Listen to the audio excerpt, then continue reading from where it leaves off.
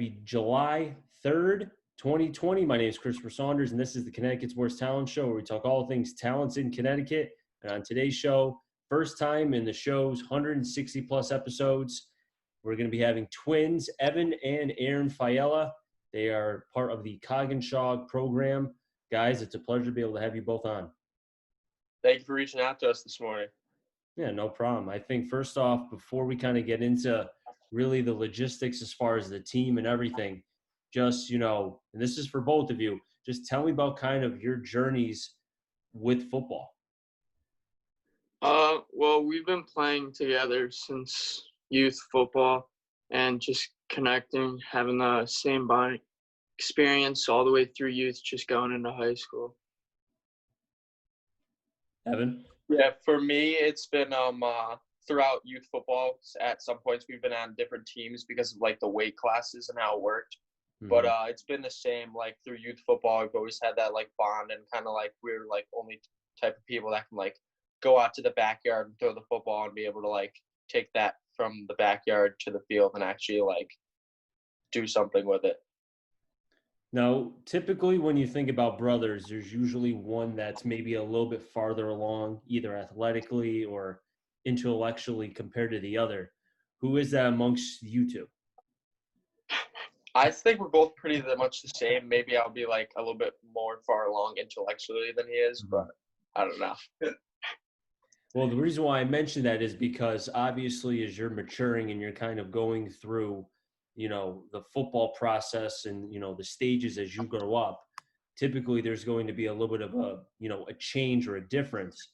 Now, who kind of stood out at a young age, Pee-wee or just whatever league? Who kind of stood out amongst you two at a young age? I kind of say we both did because we're on different teams, like A squad, B squad, like that type of thing when we were younger. And then when we're on the same team, we kind of like both like shined, I guess, in a way, because he was the quarterback throwing to people and throwing it to me. And then because of him shining, then I was able to shine like as a wide receiver. Was it difficult because, and this is a question for Aaron, was it difficult for you when you did not have a chance to play with your brother because, just like how the Patriots had Wes Welker and you think about Edelman and such, those are kind of like the safety blankets. And I've noticed that in the film that I've watched that your brother is kind of like your safety blanket. He's always open. He always finds a way to be able to create some space in the Pequot. Well, I wouldn't say it's hard. Just get the ball to other people, make town everywhere else, and it's just getting the ball around different people, learning different wide receivers, running backs, wherever you put on the ball. Now, Evan, what specifically, as you've kind of matured through the process at the wide receiver position, what is probably, I would say, we'll go with two things. What are the two things that you have really learned about the position that has made yourself a better player? One is you have to always be able to get open. You have to be able to find that space on the field. Like if you're in press coverage, you got to find a way to beat him off the line or do something with your feet to make him go one way and make him miss. And then the second thing is definitely coming back to the ball. Like you'll see a lot of kids, if the ball's like underthrown or overthrown, they're not going to like go out and get it. You have to like be able to like jump through your opponent and like go get the ball to make sure you get that like first down, like big conversion. To follow up on that, do you think it helps that you have your brother who has a pretty good, has pretty good arm talent and can kind of zip the ball, so it allows you to get used to kind of going after the football? Oh yeah, I definitely think it does, because even in practice, we're always like it's always the same routes in practice. So he'll be able to gauge like even in the game, like sort of where I'll be, even with like the delay, maybe like getting off the line. So yeah, that definitely helps.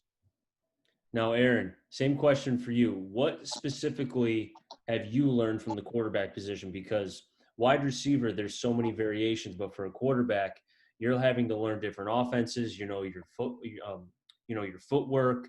You're trying to get stronger. What have you kind of matured and gone through with playing football? With football, it's kind of just I've been running the spread offense since youth. And now we're just getting like a spread RPO offense with our new coaches here. So I'm really just looking forward to learning that offense through. And it's kind of like the same thing we've been running, but it's just going to be a little bit different with new coaching, but we're looking forward to it. And for the people that may not know, if they're, when they watch this, when I post it on YouTube later in the day, describe what a spread offense is. So the spread offense is you have 4 wide receivers out. You're 5 yards back from the center with a running back. And what specifically, now, where does that work amongst, like, what kind of defenses are usually the kryptonite, I guess, to that offense? Well, it depends who we have and what we're running. Like wide receivers, like we usually beat out a lot of people in press coverage. You usually find the gap between a cornerback, safety if they're running press. But the RPOs, it's just a lot of reads, and you could just pick apart defense no matter what they're running. Now, this is a question for both of you. Do you think because of having the spread offense, it basically allows both yourself, Aaron, because of the amount of yards and touchdowns, and for Evan, the same thing for you with receiving and the touchdowns as well, that it gives you an opportunity, because the Pequot is not a conference that I think a lot of people know about in Connecticut, and I feel like they should. But do you think that it kind of allows you to be seen and maybe heard a little bit more than you would if you were under, let's say, just a normal I formation and just throw it maybe less than 15 times a game? I think it does, because with the spread offense, I was able to break a few records that we had at Coginchaug already. So we was able to get like a little bit of media. I think the Highlander was there for one of the games when I had broken one of Eli Rivera, the quarterback above me, one of his records. So I think it's able to get a little bit of media just because it helps you do things that maybe we wouldn't have been able to do if we were in the I formation. Evan? Yeah, I also definitely think it helps just because catching the ball in open space and be able to like work your craft down the field, it'll definitely get you more media than like trying to run under the I formation and like get out to the outside, basically like in a sweep play.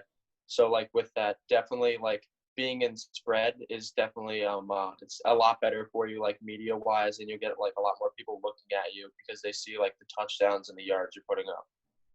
And something that we'll talk about a little bit later on in the show too is about what kind of adjustments maybe you guys will have as far as the college game, because are you looking for a spread offense? Are you not looking for a spread offense?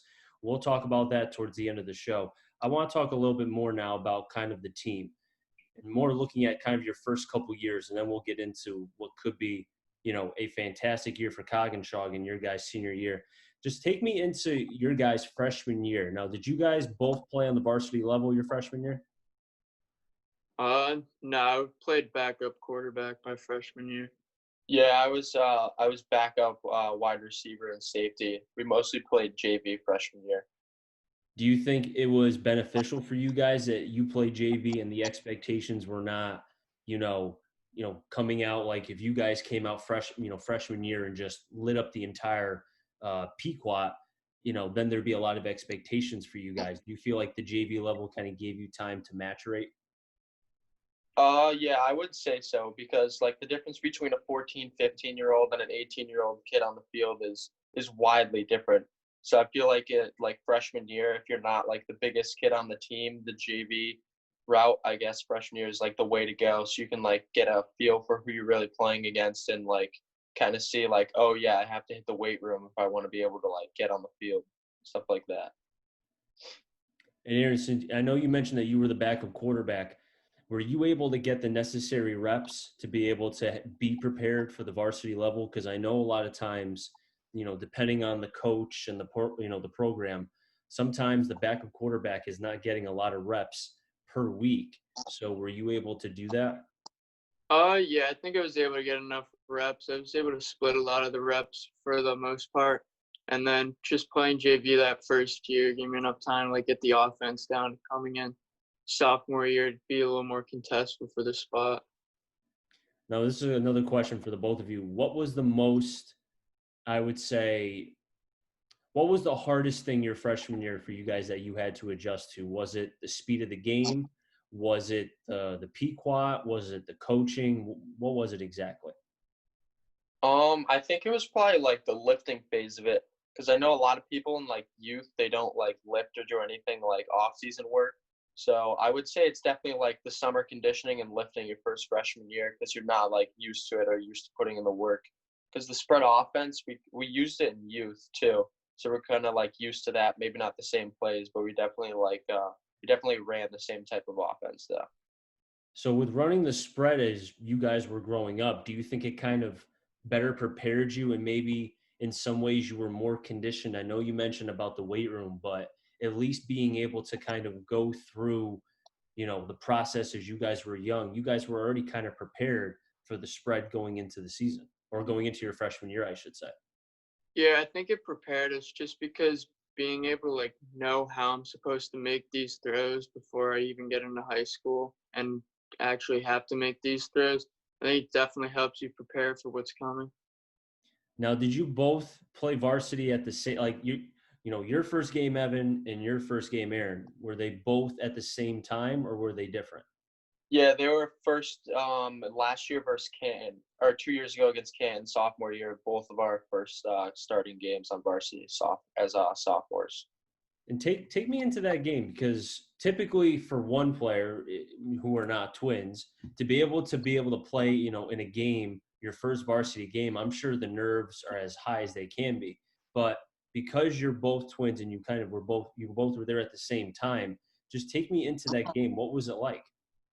So it's definitely a little nerve wracking for sure because like it's your first time out there and you're going against people that are like I guess better than you in a sense because maybe they're like quicker, faster, stronger. But like after the first snap, everyone will say that like the nerves just like go down after that. Aaron? I think definitely for like as a sophomore starting quarterback who's there with the senior starting quarterback, there's just a lot put on you. So it's definitely a little nerve wracking knowing that you have a little more put on you than I guess most of the other people should have. Was there any part during that game where you felt like maybe the game was starting to slow down, or was that game kind of like a blur and it was just very fast paced and it was your first game, so obviously mistakes will happen. Uh, Again, it's just after that first snap, it's just like you're not expecting it. Just after that first snap, things start to slow down. It's like, all right, this is what's actually going to be happening on each play. I'm able to see what's going to happen before it's going to happen. Evan, same for you. Yeah, I'd go same for me on that. Was there was there a particular point in the game where, as I mentioned earlier about the game slowing down, and I know, Aaron, you mentioned about after the first pass, but was it the first quarter? Was it the second quarter? When did you both feel like things were, where you felt comfortable and you felt confident enough in your first varsity game? I would definitely say like after the first like switch of possessions because I played both sides. So Hmm. I would definitely say after my first time on defense and then first time on offense, then it felt like more comfortable because I was able to like see it from both sides. Aaron, for you? I think probably going into that just the second possession because you already have one down and you just say, all right, we know it's going to happen. We're just going to go in there. We're going to go for first downs. We're just going to try to go down the field. And how did your sophomore years end? Just, looking at it from a, selfish standpoint from both of your perspectives, did you guys feel like that sophomore year kind of gave you an opportunity to really propel yourselves to what could be, if everything goes well, a very successful senior year? Yeah, I definitely think it prepared us because you get that like time on the field, that varsity time, and then you're able to like prepare yourself and see like, oh, what do I have to do like on and off the field next year in order to like be the best I can be like in the weight room or like on the field like getting practice in or getting work in.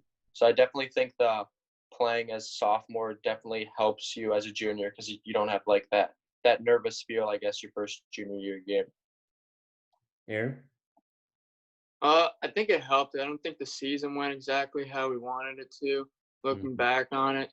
But I think it helps getting just the game under your sleeve at least to say, all right, for the next season, I got to know where I have to be if I want to make these throws and if I want to get better. Now, looking at what could be, because now with you guys moving up from Class S to Class M, do you feel like there's any added pressure amongst the team because now you guys, I mean, class M is probably, in my opinion, the best class between double L, S, and M, just by the teams that are in there.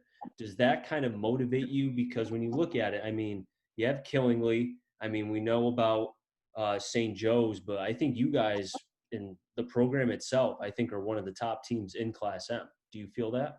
Do you feel that way? Thank you. Yeah, I feel like we could definitely do something this year. Everyone just has to like get in the weight room, put in the work, and do everything we can possibly to have a great season in the end. Aaron? Yeah, I agree with that. I think that we definitely have a chance to do a lot because we've been working with this team for 4 years. Granted, we got new head coach, but everybody's learning the offense, and we're just getting right into things back where they left off from last year.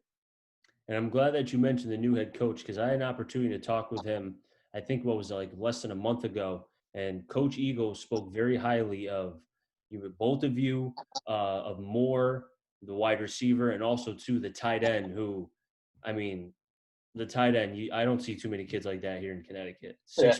6'4", 6'5", two. Was he like 220, 215 already? Something like that. Yeah, I think so. I mean, what do you guys feed? Like, what do you feed him down there? He's huge. Well, yeah, we have a great coaching staff that like gets everyone in the weight room and makes sure there's like eating right so you can gain that weight that you like need to be able to like compete and be the best on the field, I guess, in a sense. Oh, it shows. I mean, what you guys did last year and just overall, man, it's impressive. But to go back what I was mentioning about Coach Eagle, he spoke about how both of you kind of your roles. You're very unique in your own way, but both of you find a way to be able to help the team win, either on the field or off the field. And I thought for a coach who hasn't even met you guys, in person, eye to eye yet, I thought that spoke very highly of the both of you. Thank you. We're just definitely looking forward to the season, and we're looking forward to working with Coach Eagle on the offense that he has. Evan? Yeah, we've got to like Zoom or Google Hangout with him like 3 or 4 times, like basically talk about the offense, like get to know him more. But yeah, he's a great coach, and I can't wait to see what he does with our program. Are there any changes? Because I really didn't have an opportunity to talk with him because we were kind of just talking about gazillion things. But was there anything in particular that he either is changing or not changing as far as the program? No, I wouldn't say there's any major changes other than we have to just install a new offense. And what kind of offense will that be? It's a spread and RPO offense. Oh yeah, I forgot you mentioned that earlier. Now you guys just ran a spread before, correct? No RPOs. We ran a spread with a little bit of RPO, but it was mainly just spread before. Are you comfortable running RPOs? Because I know sometimes it's kind of like almost like playing a musician, like playing like an instrument because you have to get comfortable and you have to understand what note to be able to hit and not hit. Yeah, I think I'm comfortable running the RPOs. It's just gonna be a matter of just making people wrong no matter what they do. Now, Evan, question for you, and this is the same thing about the RPOs. Certain times you may not be getting the ball. Are you willing to be able to block and kind of do the role of a wide receiver if you're not going to be catching the football? Oh yeah, of course. You have to be able to do that as a wide receiver. Because 9 times out of 10, like you're not going to get the ball because there's 3 other receivers that might be open or might be getting looked at. So yeah, you definitely gotta block for your teammates because you got to do what you would want them to do for you because you would want them to block if you were getting the ball. So you got to do like the vice versa there. Now, that attitude, Evan, that you have about blocking as far as a wide receiver, does that come from the wide receiver Moore, Jackson Moore? Because I've watched his film as well prior when I talked to Coach Eagle, and he told me about how he cares about all facets of a wide receiver, not just the catching part, the route running, the blocking, everything that goes into it. And he said that kind of trickles down amongst the rest of the wide receiver core. Is he right about that? Yeah, we're definitely big into that, especially last year. We kind of like did it because we did a lot of screens and stuff last year, but that's definitely something that we like practice. We have like a blocking routine before practice to like work on routes that we would be like blocking in. so that people feel like more comfortable and can better themselves blocking, so they can better the team too. Aaron and Evan, I really do appreciate you guys coming on. I have one more question for the both of you. What are you guys looking for specifically amongst colleges? Because I know that you've had interest, the both of you, from various. I know you mentioned the NESCAC, Evan, for yourself, for both of you in general. So kind of just tell me about what kind of college. You don't have to give a name, but just tell me what are you looking for amongst colleges. Aaron, you go first. Uh, well, for college, I'm just looking for somebody open. Obviously, I'd prefer the spread offense just because it's what I've been running. It's kind of what I'm used to. So anything with like a spread RPO would be preferred, I guess. But I'd be willing to play anywhere. It's just somebody who's open, coach who's like there for you. So it's kind of just what I'm looking for college football there. Evan. Yeah, it's like the same thing for me, probably like a spread offense because I'm a wide receiver. But then again, I also do play safety and punt too. So it's kind of like what the colleges is like looking for in me, and then what I can be able to like do to help them. But in like the end, I can see myself playing anywhere at the end of the day. There's not like a certain school at this moment right now. Do you think that you'll be a two-way Evan in college, or do you think you'll be stuck to playing just one position?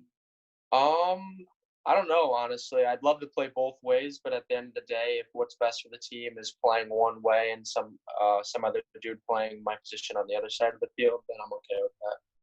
What happens if a college that you're interested in sells you on the school and you're ready to go, but at the same time they're telling you point blank, because they're being honest, that you will not probably play a lot your freshman year, and from there on out you'll have to fight to be able to start, because the team, I'm sure you guys will go to a team that's very talented and has a chance to win, but at the same time a team that's very talented, it's going to be hard to be able to crack those spots, and there's only so many. I mean, there's only one quarterback that can play. There's only a couple wide receivers depending on the offense, and for defense same thing depending on the formations and such. So basically with that, it's like the same thing I said before, like the difference between the freshman and the senior on the high school level is the same thing as the college level. It's like a 17, 18-year-old kid lining up against like a 22-year-old. Like at the end of the day, you're not going to be like as big or as fast or as strong as them. So to like play as a freshman would be great, but I know at the end of the day, like that might not happen, and I'm going to have to like gain weight and gain like speed in order to be able to do that. And I love competing, so that won't be a problem for me. I'm always down to go head to head with some kid to fight for a spot. That's a great outlook, Evan. Great to hear. Aaron, you gonna try to top that? Hard to come after that, but it's just the same thing for me. Granted, there's just one quarterback position that's going to be on the field at a time, but it's the same thing for recruiting because they're only going to be recruiting just a handful of quarterbacks, and it's just going to be the same fight no matter what team you're on. Well, guys, we've just about run out of time, but I really do appreciate you both coming on. And I don't know if I'll be able to, catch a Coginchaug game because of, I broadcast for the NVL. So a lot of the games that we have are the same days as your guys' games. But if you have an opportunity to be able to make it to the playoffs, because we don't broadcast the playoffs, I will promise you I will go to a Coginchaug game if you guys can make it to the Class M playoffs. I will be at one game, I promise. Thank you. Thank you for covering high school sports. We really appreciate it. Yeah, no problem. Anytime. That'll wrap things up here in the Connecticut Sports Talent Show. So until next time, be safe. And remember, CT stands for Connecticut Talent, and I'm on a journey to find them all. Have a safe and happy day, everybody.